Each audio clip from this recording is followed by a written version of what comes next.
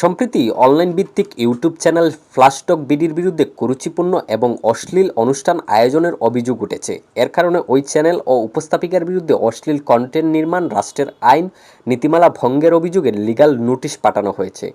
বিষয়টি নিয়ে সামাজিক যোগাযোগ মাধ্যমেও ব্যাপক আলোচনা হচ্ছে। এবার সেই আলোচনাতেই যোগ দিলেন একসময়ের উপস্থাপিকা ও model Ishrat Payel. TV, stage show, corporate কিংবা খেলার মাঠ একসময়ে দাপিয়ে উপস্থাপনা করতেন পায়েল, তবে বর্তমানে উপস্থাপনার কাজ ছেড়ে ব্যবসায় মনোযোগী হয়েছেন তিনি।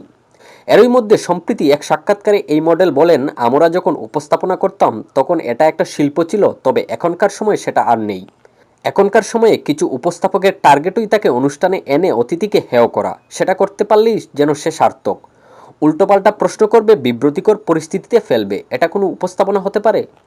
পায়েল আরও বলেন, একজন উপস্থাপকের প্রশ্ন কি এটা হতে পারে, আপনার কজন সুগার ড্যাডি আছে, আপনি এত ঘন ঘন বিদেশ কেন যান, আপনার আয়ের উৎস কি, কারো ব্যক্তিগত বিষয় বলেও তো কিছু আছে, সেসব নিয়ে কি প্রশ্ন করা যেতে পারে?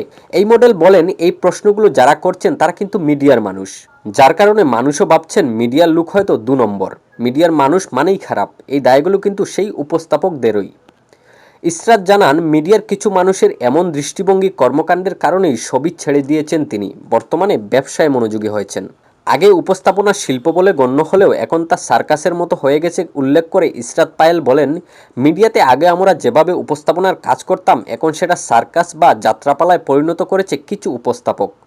এরা গেস্ট এনে হেনস্থা করতে পারলে মনে করে কাজ সার্থক।